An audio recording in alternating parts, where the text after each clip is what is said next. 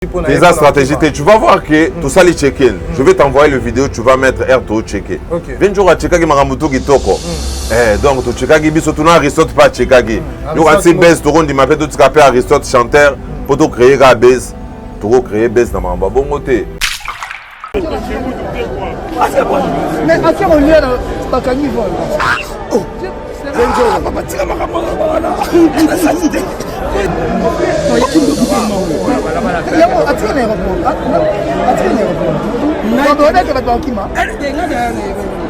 Jamais impossible. C'est vraiment. Maman va mériter. Le cadeau. Kisindor en fuite. Akimi, pourquoi? Et puis Akimi, comment? Yozalaki kuna to monde bino na Kisindora, le lengeni na Akimi. Viens jour à Tkala na Aristote, bah inda oko tabasala moi shopping mo vite fait. Tant que au sala shopping vite fait. Tant que est-ce qu'on a migration. Bah ça la formalité la migration. Oh. Si la té vient jour si la té. Si faut bon. Si un village pas quoi Oh. On a qu'on a pas problème à langue. Si vous avez un faut le comme tout le monde lingala expliquer bino get. Si ba expliquer bango get que non faut beau qui t'a ndenga c'est. Avieux ça qui déjà kangi porte nango.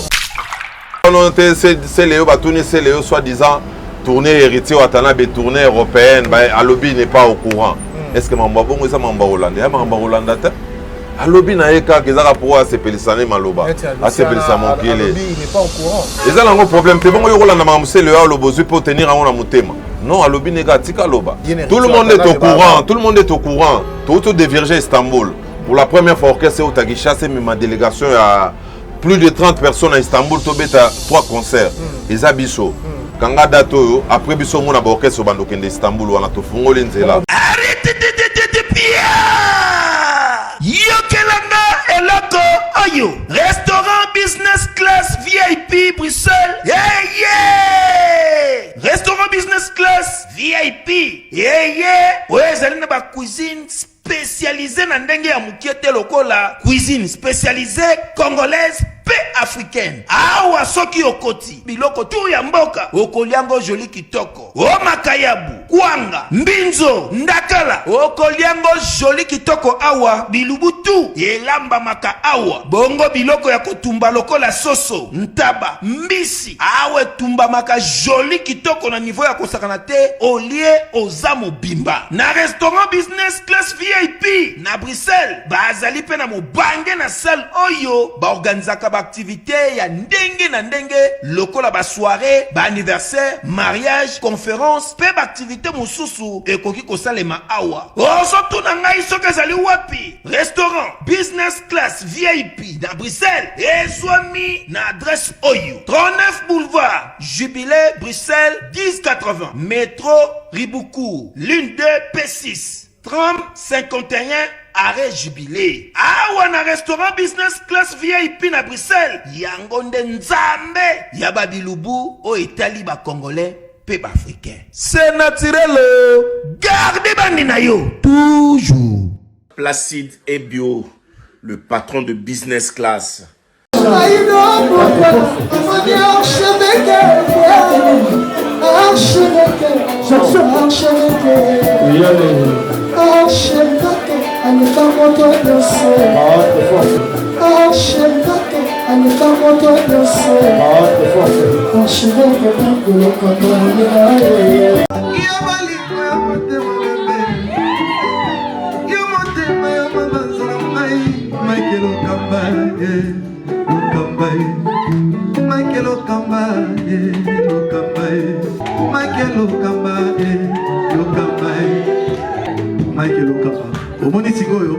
L'artiste, c'est l'improvisation.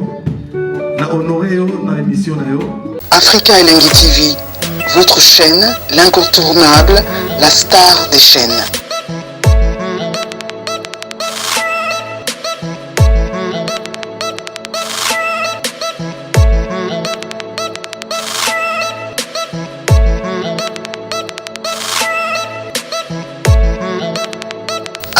Africa Elengi TV, la magie de l'info.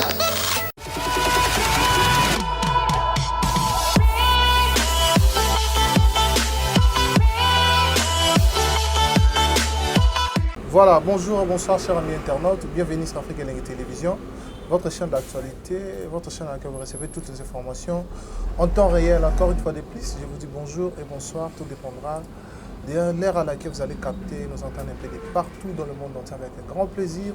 Aussi dans un sabbat de vous servir, nous allons recevoir pour vous dans ces plateaux improvisés. Je crois que c'est très très beau, en tout cas ça je flatte pas, c'est la vérité. Dans ces plateaux improvisés chez Candy Décor, donc Clarky Décor, voilà, c'est chez Clarky Décor. En tout cas, merci pour l'accueil, ça a été vraiment chaleureux. Comme je vous ai dit, je suis avec Francis Dibaya Network, tout franchement de la Turquie, il vient de la Turquie, Aoutaki Production avec la team Watt au grand complet. Je crois que tout le monde a un concert des Alaki, tout le monde a un concert, il y a Espagne, tout le monde a une répétition à Djonga. Après, il y a un premier concert qui est vraiment critiqué.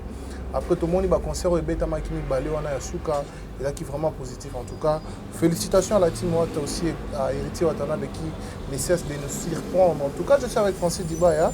Mais avant de vous présenter mon invité, je dis un grand merci à toutes ces personnes branchées aussi, à nos abonnés également, tous ceux qui nous soutiennent de partout dans le monde entier. Karine Manessa, merci beaucoup, mère. Exikesa, Vekikesa, Danishon de Chinois congolais. Norphelina NN World style Maman Emily Nzemba, tous Pépélé Ambetolo, et puis Jean Ibikou qui les bases de Bruxelles, la Pessi Nambo Tebele, tous en Francis Dibaya, Richard Tessa Fongola Bissoto, Francis Dibaya Network. Network, bonjour. Ouais, bonjour à toi. Bienvenue à Ouais, Shadrach Akangaye, merci beaucoup. Omidika. Ouais, la Comedjika. Donc, tout ça, il faut dire d'abord merci à l'Éternel, Dieu, il y a jamais travaillant, paix à circonstances. Et puis, deuxièmement, à notre patron, les 007, Héritier Watanabe, El Diablo, mais c'est les chanteurs, Toto Atembe, son excellence, mais c'est l'ambassadeur du tourisme, Héritier Watanabe. Donc, voilà. El Diablo, comment on a appelé ça? Qui c'est un fanatique. Comme je crois que tu as un méga concert au Bétana Fikin. Tu as un présent, Fabien Debilto, acteur du film Bazalaki. Qui avant la Pulga Mata, il y a Joka Mata qui est annoncé.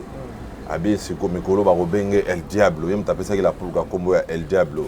Je crois que Kombo Angope Simbi tapé ça la magma, le Totorina, Cosa Nostra, la Pulga, on a tous años soba Kombo ya Joka Pesa, surnom appelé ça pas artiste quoi voilà.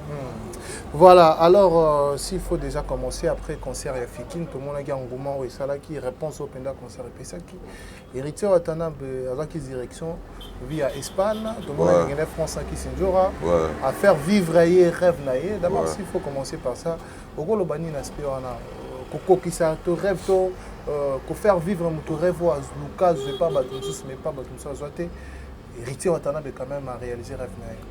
Tout ça c'est d'abord la Pulga à Moutou, il est d'abord optimiste, Azana positif. Il est a bien au sala likambo, a comme ça en tina souka. Il y a ta lobibo sala likambo, dit bah il faut comme ça likambo tina souka. Lui, il est d'abord comme ça. Il faut que l'on la batte na moi désespoir mon boy. Bato ba ebi vient jora, qui sinjora, Sernanga Christine. Bato ba ebi azana plus de 20 ans de carrière au abuna na musique na biso. Comme on a boulot, moi si à se sacrifier, bazara vous met belleté. Au monde a partout à Bunda parce que boulot tout ça là rêve na biso na ndule et zara tout monde a poto, tout monde a mikili a poto. Je crois la pour gazaki moto a prometagi vient jora na omemo mikili a poto et la pour ga tellement zara muta parole a ko réaliser yango parce que vient jora comme il est na désespoir. A comme go benga ba goma ba poto, ba Bukavu ba poto. Bapoto et Afrique du Sud, Bapoto et à Côte d'Ivoire. Je crois que Clarky Décor, la grande maison de décoration, va contredire Ngaté. Vient jour à déjà dans le désespoir, mais la poule gagne au PSAE, espoir dans les Kambomo et peut-être au Yakanagité. Nga Ekamu Sanga Josko vient jour à Kétina Roissy, vient jour à Gunzame, à Bézé, Mabélé, à B. Ah, n'a commis vraiment la poto à solo. Vrai poto. Vrai poto de Angoyo. Donc, dans la vie, il ne faut pas perdre l'espoir, tu vois. Et ça, dans la vie, il y a un peu de charana à pointer. Parce que les seuls moutons à chara point la vie à battre, ils ont Nzambe. Donc, vient un jour à réaliser qu'il rêve naïe. Et puis, il y a la première classe. Première classe, ni classe au leader congolais bakenda nango mikili au moins que porte-parole mon pas azaki honoré va même na première classe net bébé mon boy vient jour donc et ça là il sauverait bien voilà et ça lèverait bien comme à Paris héritier Watanabe qui s'enjoura tout moni ba régional qui groupe un groupe Kiti na Espagne concert en Espagne ezaki pe moi ndambo critiquer. C'est comme si héritier Watanabe n'avait pas donné les meilleurs de lui en tout cas. Donc on dirait que moi limité, c'est vrai, c'était vraiment une bonne chose. Au Batutu, c'est plein d'ango. Au déplacer orchestre, Mobimba, comme on a poto. Dans le moment où le poto c'est difficile pour certains, moment où Batuba Okima. Maintenant beaucoup en Espagne, on dirait mon concert on a qui moi critiqué le Soufoumakasi par rapport il y a Batunde Baebeli héritier Watanabe. Critiquer, je crois. Nous au Congolais critiquer kaka. Congolais tout ça les bola on est tout ça dans biso kana critiquer. Il faut savoir que concert au Togenda gezaki na compte ya ministère du tourisme. Tout a commencé na Kolwezi. Peut-être Togenda go beta na semaine congolaise, to beta na semaine congolaise du tourisme. Les la semaine congolaise du tourisme, plusieurs délégations, bayaka wana voire même députés, ministre Mboka bazara wana tout a commencé à Kolwezi. Bisika puis bayako nommé héritier Watanabe comme ambassadeur il y a tourisme. Et puis honorable Modero, excellence Modero Simbazora micro à lobby, héritier Watanabe a reçu passeport diplomatique à Sitaraïe na artiste Missoso. Je crois que l'élo s'est réalisé. Donc tout a commencé par là et au mois de janvier, on devait aller prester un move longo et chasse des avions dans biso destination Madrid. Et puis Madrid des alaki foire internationale du tourisme. Bah exposer vraiment la richesse au Congo tout ça parce que le Congo aujourd'hui est mal réputé netika ba viol, ba guerre, ba nini mais il faut vendre aussi le Congo autrement. Je crois que Yannick Ekini a millionnaire à contredire ngate na ba Gucci pas mal ouais donc va contredire ngate. On doit vendre le Congo autrement au lieu de la no ba viol, ba guerre. Partout il y a les guerres na ba Tchad, ba guerre ezali na ba Mali, partout il y a des guerres, mais tout côté Kamboka négativement bon côté. Yango bon côté Kamboka positivement, bah exposer qui bah cuisine congolaise zali, bah richesse congolaise, attirer maintenant les étrangers vers une nouvelle destination du tourisme qui est le Congo quoi. Et puis la musique congolaise était représentée par héritier Watanabe. Yango mon appel magambo zo ke nega ndenge mo pe na ndenge ba auto reconnaître rumba congolaise na patrimoine mondial. Patrimoine immatériel, il y a UNESCO. Donc tout va de pair. Et puis on a tous plus Tobeta Rumba. Ce n'était pas un concert payant. Parce que ce que vous avez un concert payant de Tobeta na Turquie, banga ba mon affiche, banga ba mon abakombo ba salle, banga ba mon aba prix à billet. Mais il n'y avait pas des affiches, il y avait que des délégations. Une forte délégation qui était là. Ambassadeur, héritier Watanabe bazana ba collègue ne ambassadeur ba mindele je crois ba image ça ba tout ba mona ki yango. C'était pas un concert payant. Donc du côté chopé au mona orchestre Rendaina nous nenge plan tokenda raté. Tu vas voir qu'il y avait aussi absence ya Bato Misoso mais concert les gars qui bien le premier concert on l'a fait à Madrid et tant que longue Madrid wana to ya go répéter na Jonga bisika pito buga gi Jonga wana je crois ba image ezali. Bisika ba combattant ba menacer bino. Donc voilà, on comprend que nous la Djonga wana na nous alate. Ba beta na bango bandule na poto mais degré à plein wana. Obi ba combattant bazagita, monte que nous les beta qui bien. Désordre. Na tika le monde a désordre. On les ara mambo Simba Benda yo ezara nango partout. Simba Benda. Mambo ne ezara nango partout. Mais ba biloko ne mona na bandule tout ezalagat. Mais na suka ba désordre salema oka ba to babunda qui partout. Na bandule tous les gars nango bongo c'est normal. Voilà. Tu y a qu'est-ce que tu quittes Paris wana ba chando ba moni Paris, ba smoke ba moni Paris, ba ambulance, ba Jires faudrait tu répéter que na Djonga répétition à niveau à concert na nous alate quoi. Et donc que ambulance nga qui mana Paris. Là c'est faux archi faux hein, c'est faux archi faux et puis na confirmer marambo na mona gité parce que moi j'étais à Kin. Wana gozo la barimer et pourtant na go solo la barimer té. Tant to longwe Paris wana ba bongo avion ba mise bazwaki avion na bango ba kitaki bongo Istanbul en Turquie bisika rapito betagi premier concert na biso il y avait la présence ya Batombo on était ba Cédric de Tokyo premier concert qui critiquait concert son qui était côté on dirait production on est qui raté tout le parce que jusqu'à la preuve contraire tout le monde a dit même la 21h on est streamant des basala qui on concert on a normalement il nga gebetaté il nga gebetaté la pour ga ce qu'on a respect on a public naé OK il nga satisfaire public naé le problème est que ça la liboso ezaki na musika. Tu vois, ils ont musique et puis tu as vraiment marketing, ils ont vraiment les producteurs étaient à Kin. Bienvenue à la paix que j'ai sali. Mais tu as nous Léona juste pour satisfaire le public. Et puis les deuxièmes concerts, tant que tu es, comprend que non, le public était au rendez-vous. Le public était au rendez-vous. Un grand merci à Batounet, tu vas Fabrice Kasmas, Fabrice Maserika. Il y a producteur, il y a orchestre, je ne sais pas, on n'a pas vraiment comprendre parce que c'est qui presque néant. Donc, normalement, le lieu, il fallait étudier aussi les lieux. Ça, les Aguina Moussika, tu vois.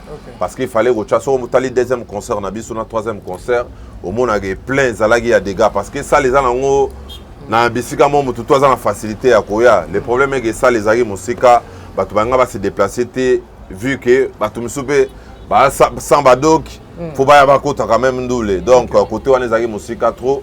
Yango to chilaki bango na gare to yako chila bango deuxième doule na gare music hall au mona ki bato ba betaki ba pièce ba yaki wana ba Youssef les branchés ya yuyu bazaki wana ba Deborah Ngongo meilleur choix ba betaki ba roba ba soirée musique au mona ki ndule e betama ki ndenge sengelaka parce que tirke za mboka lamba bato ba betaki ba pièce jour wana t'as pas d'idée quoi on comprend que ba Valimba la cargo azaki wana ba matina podium ba faroté ba pesi makambo ba délégation utaki ba Paris ba Londres donc ba tulanga ba pharaon bazalaki wana ba Dorsi Sunda Chama pharaon bozane bien pharaon tozaki na wana pina ya palais pharaon na pesi ba mbote bisika zali ba tulanga ba Bogali Bongongo poubelle à Turquie ba yaki wana ba pesi makambo donc ba Kenny boutique fashion bazaki wana ba pesi makambo na bango donc nous les gars qui vraiment bien premier doulé et le deuxième doulé.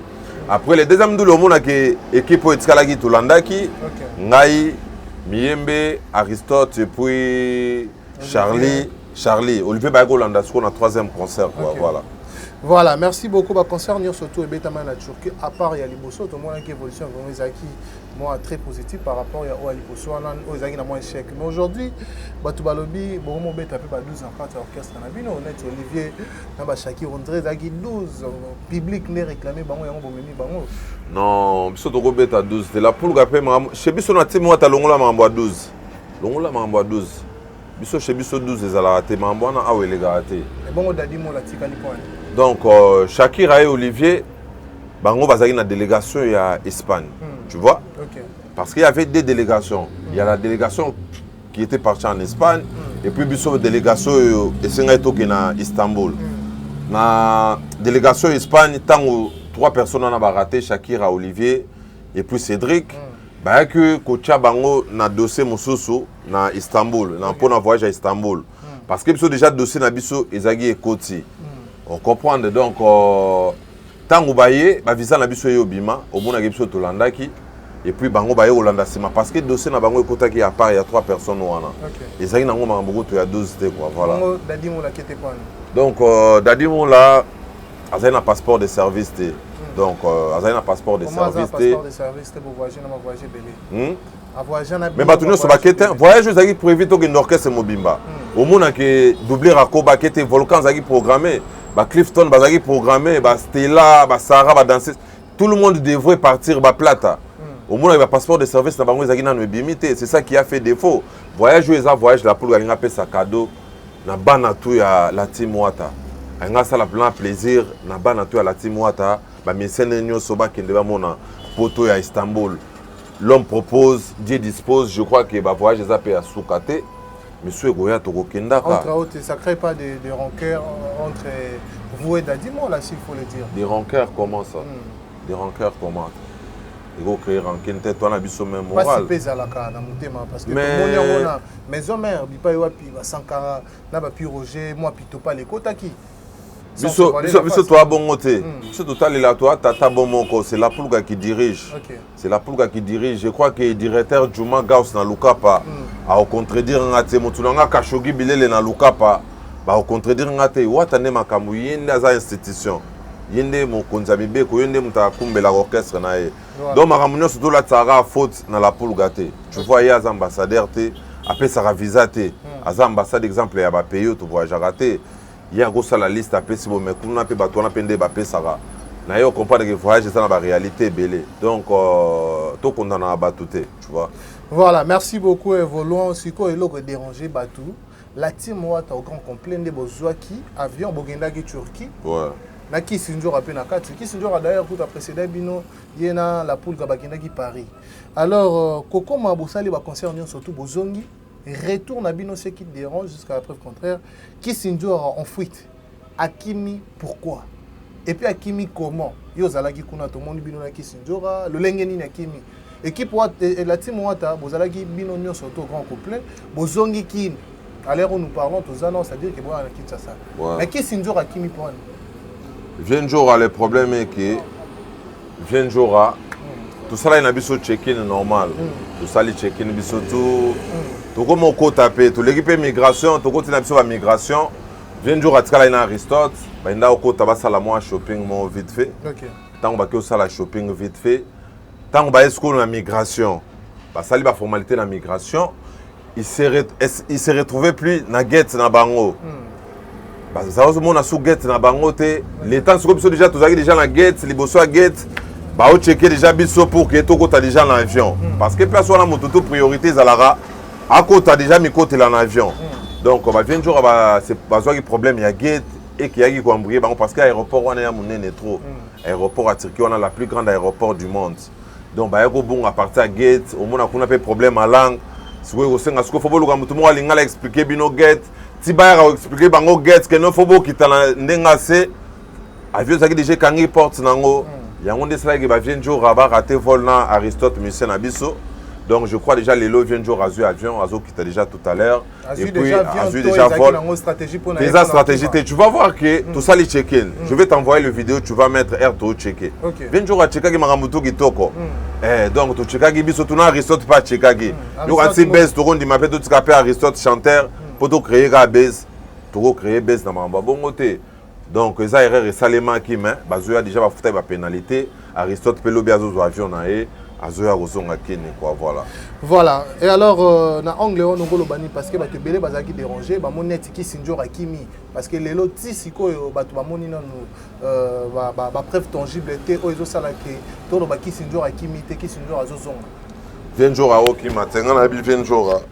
Vienjora okima ba potona biloko ameke Crispin Dembela aibi mamna o solo la ba pot ba biloko neza ba poto ameke Vienjora okima na circuit mutake Espagne mutake Madrid Akimi te mutaye Paris Akimi te mutake Belgique Akimi te Akimi abina na poto à Turquie mais na babi na Paris on a botam ça on a ba Espagne na ba garde corps on a mutu moko tam on a garde corps 5 6 non c'est faux archi faux papa c'est faux archi faux babina na ba bandeko musu ba moni bango na Tour Eiffel wana ba musicien baza so 9 so 10 baza ki wana mais au delà ba garde corps so 15 so 20 tala batu ba vimbo ki mandeni miso na bango ka likolo ba musicien.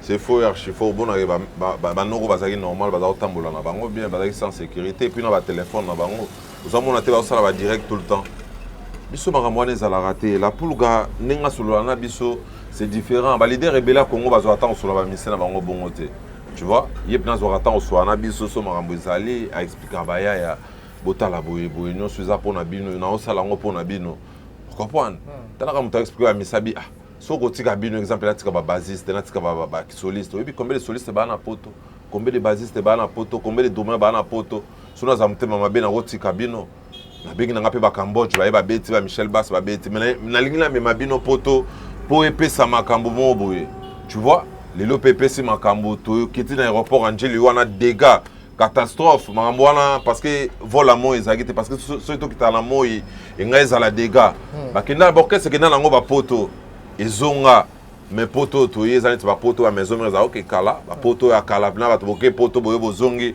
ba yambi bino na aéroport Angeli plein à craquer ba banderole yango na remercier base nanga funa bomoko ba Jogo Kamere ba Djerba Bampeta ba Jogo Moses bango tunde ndenge ba Romario petit nanga ba se mobilisaki na mbongo na bango moko ba sombi banderole ba salinga banderole ba yego yambanga ça me va droit au cœur. Donc il faut na kabela bango. Il faut na kabela bango ba ya aéroport de 16h 10 minutes yo qui tapona oyambanga.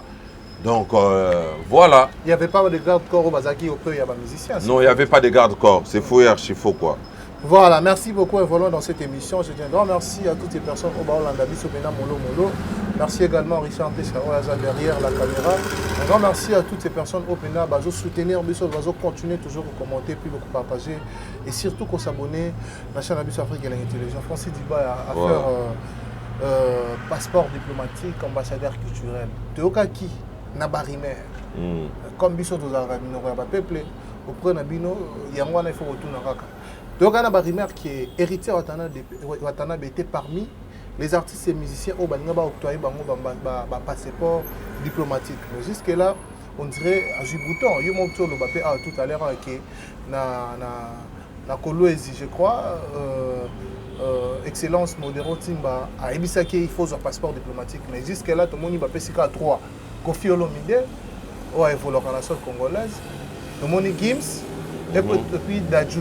Au Bazakana, na France, c'est vrai qu'ils sont des Congolais. Donc tout ça au Golobani parce que héritier Watanabe c'était parmi qui cité dans l'affaire il y a un passeport diplomatique en tant qu'ambassadeur culturel. Ouais, donc avant tout, félicitations Nabao Toubazui, Badadjo, Bagims, Lévi Rambo. Félicitations Nabango. Donc biso priorité c'est un passeport diplomatique tout y est nango. Et vous avez priorité, tes priorités, la public, la bonne musique, la team voyager à tout défendre un beau cas. Passeport diplomatique, c'est normal, la poule gazouango. Mais ils ont une priorité, quoi. Donc, priorité, c'est plus comme ça, tout travailler, tout ce que ça va congolais. Mais c'est bien, c'est un acte louable, chef de l'État, à reconnaître l'artiste. Donc, je crois que va venir à s'ouvrir Barozango, Baoui rassemble le roi de la forêt Barozango. Donc, que ça ne suscite pas de polémiques. Normalement, il le mérite, quoi. Ces grands artistes-là, ils ont mérité en haut. Donc, je crois que la série continue. Ceux qui peuvent en acheter. Et ceux qui vont en acheter, je crois que la série continue. L'artiste Msou peut recevoir. Voilà. L'artiste Msou, est-ce que vous pensez qu'aujourd'hui, héritier Watanabe Bazali Bosso a faire un goût la pose à passeport diplomatique? Parce que lui, il a été déjà cité. Hormis, grand Msou Soana Bazali cité. Et ça, un problème, il y a un ambassadeur du tourisme. Un ambassadeur du tourisme, un passeport diplomatique, tout ce chef de l'État a géré, tu vois. On est trop politique, vraiment trop, tu vois. Donc, passeport diplomatique, c'est normal, la poule gazouango, il le mérite. Il le mérite aussi, fois Zoyango. Donc voilà. Est-ce que vous pensez qu'aujourd'hui Kofi Olomide mérite le passeport diplomatique par rapport à tout ce qui s'est dit en son nom, qui est exemple de la polémique, on a violé, on a raté Jibem Piana et tout ça là. Donc tout ça, est-ce que vous pensez que Azapena Mouto est signé la cause d'un passeport diplomatique aujourd'hui? Si, il le mérite aussi. C'est une légende de notre musique. C'est une légende, il fait la fierté de la musique congolaise. Pareil, mon papa chéri, ça la fierté de la musique nabiso. Pareil, mon vie nabiso, on est de la forêt, idem. Donc je ne peux pas polémiquer sur ça. Il y a important, que tous dimanche dans Olive Verte, il y a des photos solo là, tous qui en Angola, il millionnaire Adolphe Moutebachila Mouina. Tous on a pour des concerts, il y a une actualité, il y a fanatique, il y a la biso. C'est là-bas, voilà. Non, mais on a la place rapidement. Comment on a comportement, il y a, s'il faut le dire, Eni Nana Moussala, au 140 de Kunta, dans dénigré fonction au Bapé sur Kofi Olomide, dans les médias, au Rolobani sur ça. Parce que besoin exercer le même métier. Ah, je crois que Sankara, c'est une comédie. Tu vois pas que c'est de la comédie. Il y a des motos. Ça peut pas, la comédie ne peut pas déranger. Tout le monde a un sous le zolo. Un sous le zolo, sur l'événement, moi, à Sali, et Sali, mais pas qui a interprété en Sali. Sankara, Moutoua, Lukabe, Zaoling, Amokile, Lobela, Aoling, Internet, et Talae, Batouba Talae. Tu vois? Et à Maramba, on prend en considération, Moutouma, c'est Léo, Batouni, c'est Léo, soi-disant, tournée héritier Watanabe, tournée européenne, Alobi n'est pas au courant. Est-ce que Mamba Bongo, c'est Mamba Hollandais? Mamba Hollandais? Alobi na eka kezaka pour asepelisa maloba asepelisa mokili Alobi il n'est pas au courant eza nango problème te bongo yokola na mamusele ya lobozui pour tenir en na motema non Alobi neka tika loba voilà mais c'est comme si tout le monde est au courant, tout le monde est au courant. Tout dévergé Istanbul. Pour la première fois, orchestre au Tagisha, c'est ma délégation à plus de 30 personnes à Istanbul, tu as 3 concerts. Les Abisso. Quand dato après biso mon orchestre au Bandokende Istanbul, on a tout fongolé nzela. Bien affilé, Izagi Kamusus, Izagi no yemo wake a créé ndoule. Orchestre ba mise ba uti Kinshasa ba matin njile ba ke Istanbul pour la première fois. Un nouveau numéro de Flash Info Magazine dans vos kiosques. Fifi Masuka Saini, plébiscité meilleur gouverneur de la RDC, selon le sondage Écho d'opinion. Jean-Marie Kassamba, le précurseur du nouveau narratif, en vendant une bonne image de la RDC grâce à sa chaîne Télé 50, honorée par un trophée de la cage du mouvement citoyen. La ministre Adel Kayenda présente la 4e revue du portefeuille à lire dans le corps de votre magazine d'information. Recensement et identification de la population de la RDC, Richard Ilunga déploie 6 soldats sur terrain pour accroître le rendement de l'office de route. L'opération de mise en retraite est une nécessité, une information à croquer sans modération, à inscrire dans le chapitre d'innovation, Perfect Télévision, une télévision de haute définition qui gagne le cœur du Congolais. À lire également dans le corps de votre magazine, édito de Jean-Marie Bassa, ses chouchous de la presse congolaise, parle de la désinformation comme un danger pour la nation. Dans le corps, l'éditeur principal écrit « Ceux qui fabriquent dans l'ombre de fausses informations visent à faire dérailler le processus démocratique qui pourtant évolue sans heurte dans un pays dont l'histoire est marquée par de soubresauts politiques aux conséquences que l'on connaît parfaitement. Le commandant Michel Ochoudi, injustement vilipendé, le chaise du salon d'honneur en voie d'être renouvelé totalement à l'aéroport international d'Ondjili. Tous derrière nos FRDC. La campagne Bendele Koyate, lancée par le ministre de la Communication et Médias, porte-parole du gouvernement Patrick Mouyaya Katembwe, apporte ses fruits. Le nouveau directeur provincial intérimaire à la direction générale des douanes et assises des GDA de la province du Haut-Katanga s'imprègne de la situation générale. 24 pages d'informations générales, 24 pages de connaissances et promotions, 24 pages qui fait de vous roi d'infos pour ne rien rater de l'actualité en temps réel. Restez connectés sur le www.flashinfo.com. Puis l'orchestre qui n'a pas de non. L'orchestre qui est ndambo parce que Istanbul est à poto. Mais tout le bakesse le hasard ignorant, tout c'est le yo asali. Tes actualités, t'es n'angolo belango mingité, n'angolo belango mingité. Les propos tenus n'engagent que lui-même. Mais tout le public sont au courant, tout le monde sont au courant que tout découvrir Istanbul. Désormais, les artistes congolais vont à Istanbul. Je crois que boutique d'Elix, les boss sergents. Naba Chilo, au contredire bon sergent très mystique, première voiture quand on a podium. Au maître Choucha Mabel, il y a français qui va aboyer retard. Choucha Mabel, sergent libéré, il y a plan, il y a valise. Puis autant que tu es dans le souk, il y a conseil de mais sergent libéré sauté. Sergent peut pas plan, il y a 5 valises. Donc il y a retard, donc tout là, il y a mais à ça, il y a moins geste, moins symbole, l'endinga systématique quoi. Donc voilà. Voilà, merci beaucoup Toko Manabiso Nasuka, Francis Diba. Et alors, s'il faut qu'on le concert Oyo, Izoya, il y a Luanda, et puis concert au Robeta dimanche, na Oliver, on a évité pour Nango rapidement. Donc, important ça que tu as Luanda pour 2 concerts. Tu as concert dimanche, tu as Olive Verte. Na bengesi ba grand frère nanga avocat par excellence maître Paul Djunga dynamique maître Paul Djunga bangona ba maître bienvenu Faso ba maître Christian Ankara ba ya vraiment dimanche dans Olive Verte ba retrouver orchestre na bango fraîchement de l'Europe. Le même dimanche maître Kazi son éminence a reçu la réception d'un groupe dans Kazi Club à recevoir orchestre Mobimba Bato tout ba outi poto bazongi. Donc on a profité de la paix de la maman Séraphine Kazi, na mon niveau nanga Patou Zapatero. Donc dimanche moi réception aux alana moi teke na Kazi Club et puis tokutani bongo na Olive Verte. Quant à moi na bengsi Edi Kalezo, Aouti Bukavu Azawa yaka dimanche Rachel Mouteba maman solution, yuna ba Destiny Shop boya dimanche boya omona la team wata na Olive Verte. Angola eza na mois d'avril, début avril. Tous en a 2 productions. Je crois les 2 Le premier, na les 3. Les premiers à concert mi-ange. Et puis les 3 à concert mi-démon.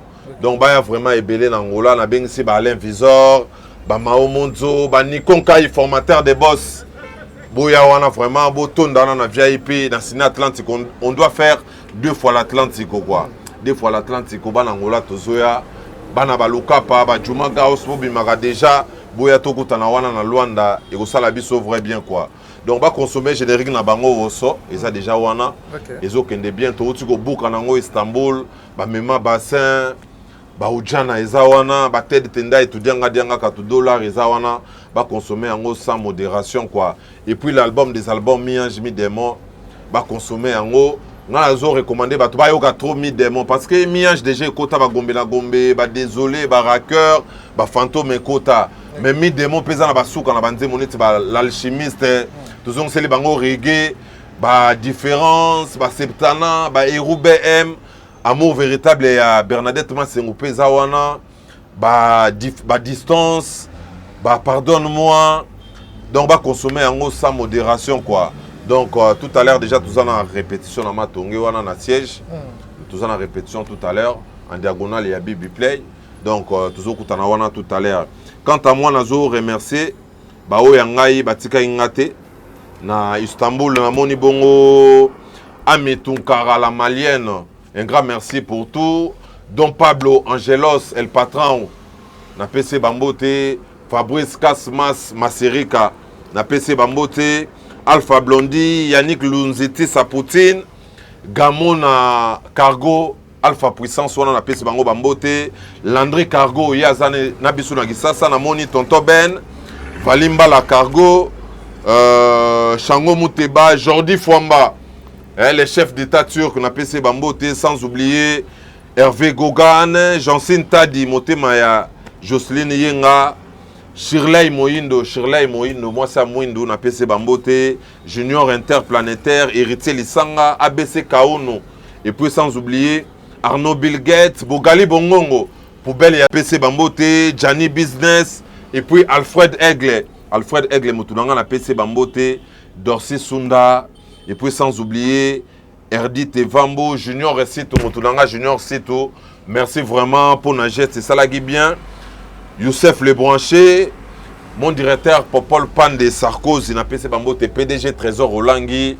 Yannick Ekini, millionnaire, Trezeguet Mouzala, les Midier, CC, Junior Mbouemboué, Trésor Kaembe, Wana Batunanga ya Djobour, Namoni Bongo, Yvon Kaembe na Madame, Yvon Kaembe Bayakindoule.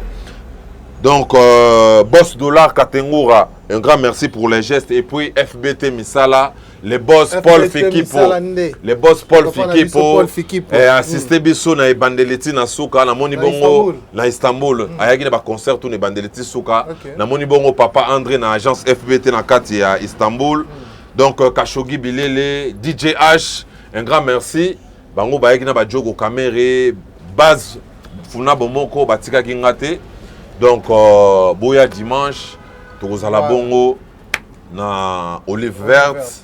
Na bengisi batuneti ba Amour et Mamba, Maman Alegria, Levimpa il est conseiller du chef, Ase Agito, et puis na Mosika na Moni Bongo, Betch Kabouya, sans oublier restaurant Mama Wiva na kati à Istanbul, ya Lingaka Boye, batutu ba yambagi biso vraiment. Un grand merci na bango, donc on est ensemble quoi. Voilà, merci beaucoup, to remercier P. Clarky Décor, Yambagi Bissolelo. Ouais, Clarky Décor, on est sur le boulevard Lumumba. Ouais. Juste en face, il y a Complace. Au monde a plein Clarky Décor. Ils peuvent avoir toutes sortes de décorations, mariage, fête, anniversaire, concert. Donc, il y a la patronne Azawana Clarky Décor. Je crois c'est mon plateau. Désormais, plateau n'a combien on a Clarky Décor. Docteur Pierrette Fanfan Kogo Lobapo Nazelo. Donc, on a qui a parlé. Donc, docteur Perret, Fanfan Koko, mon nom, il y a un nom qui est au lobby, on a parlé. Donc, voilà, merci beaucoup. Et puis, il faut le dire, tout ce trophée, mon co-héritier, on a basé trophée comme étant les premiers Congolais à Betty concert qu'on a. 3 fois 3 concerts. Donc, on a fait ça trophée. Là, je vois Hussein Saïdi, Donc, Tanya Mbongo et puis Gianni Business dans Istanbul, quoi, voilà. Voilà. C'en est fini pour aujourd'hui. Merci de nous avoir suivis. Je dis un grand merci à toutes ces personnes qui nous soutiennent de partout dans le monde entier. Merci également à Karine Manissa, Exikessa, Vicky Kessa, Dani Chond, le chinois congolais, Norpheline, NN World Style, en leur chambre, félicitations Big Bro, année coulée d'Agui mariage, année passée Zalagi, année coulée mariage, année passée Zalagi Goya Poto. Et puis, année on a mon numéro à bout. En tout cas, félicitations. De l'autre côté, et puis, Shadrach, ma page Instagram a été piratée. Okay. Donc, bateau tout va en Francis Diba officiel 01, va pirater un compte Instagram. Donc, il y a un monsieur qui est en train d'arnaquer bateau, soi-disant publié, soi-disant à la vente à Bamitoka. Donc, soyez prudents. Maintenant, je suis sur Francis Diba officiel 001. Sogo Betty Francis Diba officiel 001. Au monde, on a la publication dans Sika. Pour Instagram. Chance Nazaki prudent a créé déjà page Monsieur Zara, il a déjà 4000 abonnés. Donc Francis Diba officiel 001. Serre Nanga Titina wa Muboka depuis Londres, vraiment beau s'abonner massivement. En attendant tout ça, la procédure il y a Rolandela pour que nous récupérer compte Nanga wana quoi voilà. Même aux en pleine procédure Rolandela. Ouais, na Rolandela ngo. Comment déjà la certification? Certification, bateau dans bateau sûreté au bazanami qu'il peut pas l'andeler en certification, voilà. Ok, voilà, merci beaucoup, ça n'est fini pour aujourd'hui. Merci à toi, Joey, Biba, Maïbo, Moteki iPhone. Donc, Moutassimi, Bena, merci à iPhone Nakin. Donc, il y a pas troc. Massananga, Joey, Biba, na pression en beauté belé. En tout cas, merci de nous avoir suivis. Merci également à cet espace où il y a Magibiso, à Clarky Décor pour vos manifestations, pour vos fêtes, vos mariages. Sobolingi Bena décoration ça en bonne et due forme. Vous avez Clarky Décor, c'est boulevard Lumumba. Juste en face, il y a en place des pailles au bateau Kabamous. Au monde, appelle moi les bananes Bamous, c'est ça, moi décoration. Et ça peut beaucoup comprendre, maman, ok. Ah, on déplace ma salle comme ça, la déco. Alors, merci vraiment. Ça n'est fini pour aujourd'hui. Quant à moi, tu peux s'en rendez-vous. Le numéro à Sika. À la prochaine. Bye bye.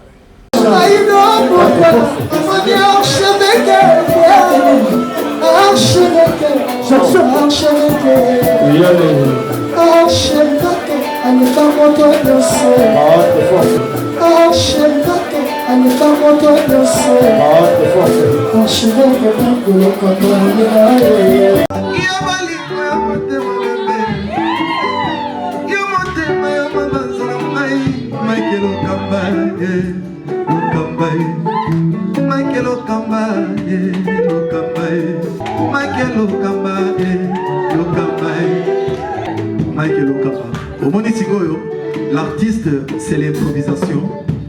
Na honoré dans l'émission. Africa Elengi TV, votre chaîne, l'incontournable, la star des chaînes.